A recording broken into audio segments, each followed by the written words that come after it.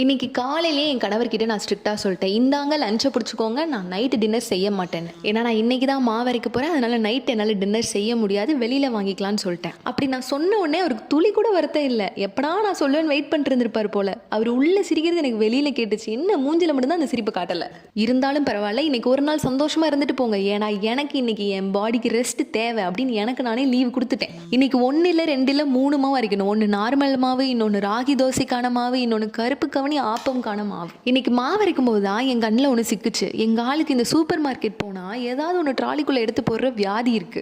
அந்த மாதிரி இந்த தடவை அவர் என்ன எடுத்து போட்டு வந்திருக்காருன்னா, இந்த மேங்கோ பார், நேச்சுராவோட ஃப்ரூட் பார் ஒன்று. இது அப்போ நான் வாங்குறதுக்கு ஏன் ஓகே சொன்னேன்னா, இதில் அந்த மேங்கோ ஃப்ளேவர் இருந்துச்சு.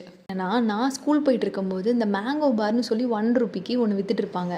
அதில் வந்து அப்படியே நிறைய லேயர்ஸ் இருக்கும். அதை ஒவ்வொன்றையும் நான் விரல சுற்றி வீட்டுக்கு போகிற வரைக்கும் நான் சாப்பிட்டுட்டே போவேன். வீட்டுக்கு போகிற வரைக்கும் அது முடியவே முடியாது. அதுலேயே இனிப்பு, புளிப்பு, காரம் அப்படின்னு சொல்லிட்டு எல்லா ஃப்ளேவரும் இருக்கும். செம்ம டேஸ்ட்டாக இருக்கும். அதுக்கப்புறமா இந்த மேங்கோ ஃப்ளேவர் ஒன்று எடுத்து சாப்பிட்டு பார்க்குறேன், சரியான இனிப்பை தட்டி வச்சிருக்காங்க. அப்புறமா அன்னைக்கு நைட்டு ஒரு தந்தூரி, ஒரு பிரியாணி போட்டு நைட் சாப்பிட்டுட்டு அன்னைக்கு நாளை இனிதே முடித்து விட்டு